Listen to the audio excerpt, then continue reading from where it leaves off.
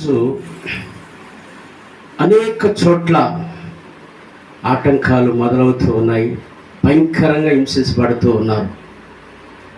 యేసుక్రీస్తు ప్రభు లోకసువార్త 17వ అధ్యాయంలో తన శిష్యులతో ఈ మాట చెప్పాడంటే, అభ్యంతరాలు రాక తప్పవు కానీ ఏ మనుషుని వలన అభ్యంతరము కలుగును ఆ మనుషునికి శ్రమ. ఓకే, యేసుక్రీస్తు ప్రభు భూత భవిష్యత్తు వర్తమాన కాలంలో జరగబోయేటువంటి విషయాల్ని ముందుగానే మనకు చెప్పాడు. కాబట్టి మనకు ఆటంకాలు అనేవి వస్తున్నాయి. ఆటంకాలు వచ్చినప్పుడు వాటిని ఎలా ఎదుర్కోవాలనేది ఈ రోజుల్లో మనకు కనపరచబడడం లే. మనం మంచి దైవ గ్రంథం చేతబట్టి మంచి దైవ జ్ఞానం కలిగిన వాళ్ళమే. బట్ ఇప్పుడు చెప్పే విషయం ఏంటంటే, దైవజనుడికి కావాల్సింది ఏంటంటే వాక్యం. ఎస్ అన్నో వాక్యం. రోమపత్రిక 10వ అధ్యాయం 9వ వచనంలో దైవజనుడైన పౌలు ఏమంటాడంటే, వాక్యము నీ నొద్దయను నీ నోటనున్నది మేము ప్రకటించిన విశ్వాస వాక్యమే. యేసుక్రీస్తు ప్రభు తన పరిచయ ప్రారంభంలో ఏం చేశాడంటే 40 దినాలు ఉపవాసం ఉన్నాడు. ఆ ఉపవాసం ఉన్న తర్వాత అపవాది వచ్చి ఆయన శోధిస్తే ఆయన ఏం చేశాడంటే, అపవాది కాళ్ళు పట్టుకోవాలి, చేతులు పట్టుకోవాలి, ఆయన వాక్యం చేతనే గద్దించాడు. దేవునికి స్తోత్రం కలుగును గాక. అవునా కదా? ఇప్పుడు అపవాది మన దగ్గరకు వస్తే మనం ఏం చేస్తామంటే ప్రార్థన చేస్తాం. ప్రార్థన చేయాలన్నా వాక్యం చేత గద్దించాలి. ఏది కరెక్టా? వాక్యం చేత గద్దించేస్. దేవునికి స్తోత్రం కలుగును గాక. కాబట్టి నువ్వు ప్రార్థన ఎప్పుడు చేయాలా? నువ్వు ముందుగానే సిద్ధపడి అపవాది కొరకు ఏ లేఖనం వ్యక్తి గద్దిస్తే అది భయపడుతుందని ముందుగా తెలుసుకొని గద్దించాలి. అప్పుడు ప్రార్థనగా చేయమన్నది. అప్పుడు బైబిల్ పెట్టాడు కానీ ప్రార్థన చేయమని అది చేశాడు యేసు ప్రభు. ఇప్పుడు మన పరిచయకు పోయినప్పుడు మనకు ఆటంకం వస్తున్నాయి లేదా? వస్తాయి.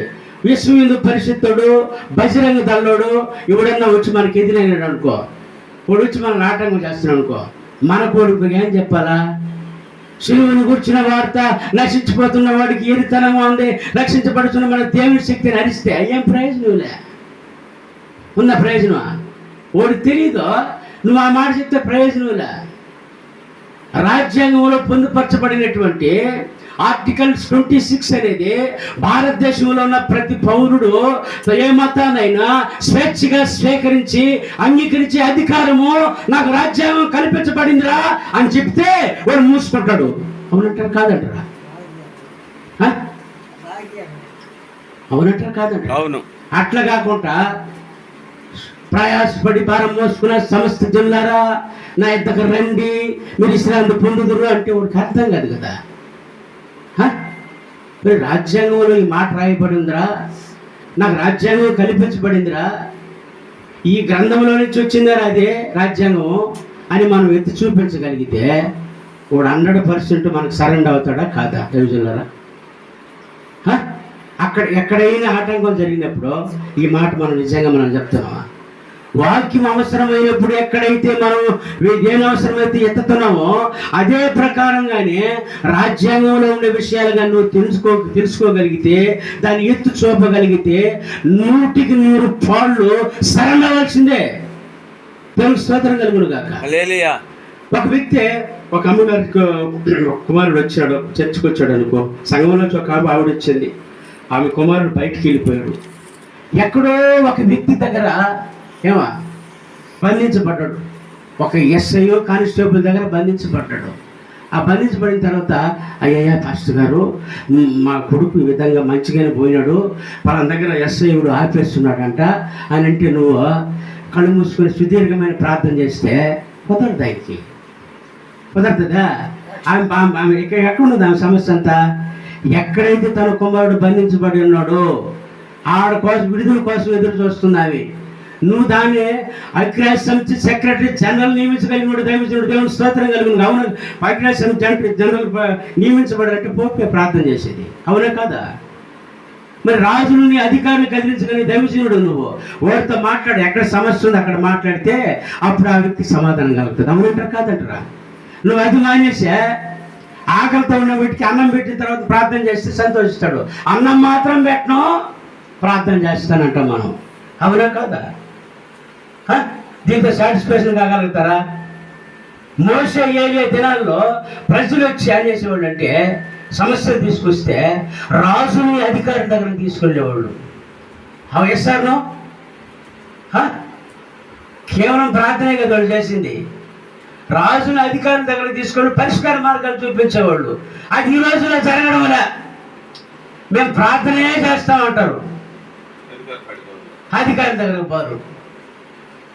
అదేమనంటే మా భక్తి వేరులే, దేవుడే చేస్తాడులే కార్యము, దేవుడు చేస్తాడు.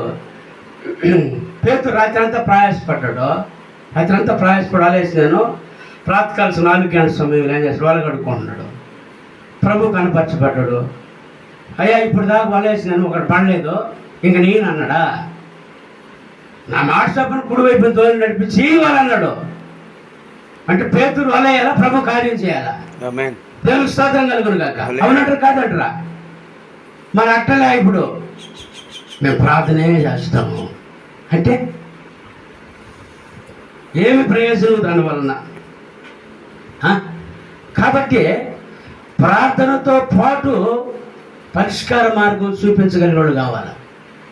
సమస్య వచ్చినప్పుడు యెహోషువలాగా యుద్ధం చేసేవాడు కావాలా. దేవునికి స్తోత్రం కలుగును గాక. సమస్య వచ్చినప్పుడు గిద్దోలాగా యుద్ధాలు చేసేవాడు కావాలా పడేది పరిచర్యలా. మాకు అది పడలేదు, మేము ఎంతసేపటి మోకరిని ప్రార్థన చేస్తూనే ఉంటాము, దేవుడు కార్యం దేవుడు ప్రార్థన తప్పు అని చెప్పడం, దేవుడు క్షమించండి నన్ను. నేను ప్రార్థన తప్పు అని చెప్పడంలే, ప్రార్థన రైటే, దాంతో పాటు ఏం కావాలా? పరిష్కార మార్గం చూపించేవాడు కావాలి మనకు, దావీదులాగా. హల్లెలూయా. మరి దావీదు యుద్ధం చేయలేదా? యెహోషువ యుద్ధం చేయలేదా? గొలియాతు యుద్ధం చేయలేదు? ఇలాంటి యుద్ధం చేశారు కదా. అవన్నీ మనకు ఒక సూచనగా కనపరచబడ్డాయి పరిశుద్ధ గ్రంథంలో. మేము యుద్ధమే చేయమండి, మాకు అన్నీ రైట్ అయిపోవాలా అనుకోవడం ఎంతవరకు కరెక్ట్ అదే? కాబట్టి ఒక సేవకుడు కొట్టబడుతూ ఉన్నాడు అనుకో, కలుసుకోండి గుట్ట అని చెప్పడం కాదు. ఫండమెంటల్ రైట్స్లో, ప్రాథమిక హక్కుల్లో పీడనాన్ని నిరోధించే హక్కు మనకు ఉంది. పీడనాన్ని నిరోధించే హక్కు ఏం చెప్తుంది? ఒక వ్యక్తిని కొట్టడం కానీ, తిట్టడం కానీ, హింసించడం కానీ, ద్వేషించడం కానీ, నిరాకరించడం కానీ రాజ్యాంగ విరుద్ధము ఆయన చెప్తున్నారు. మన సేవకుల ఆ మాట చెప్తున్నారా? వచ్చి కొట్టే కొట్టరా తలకాయించుకుంటున్నా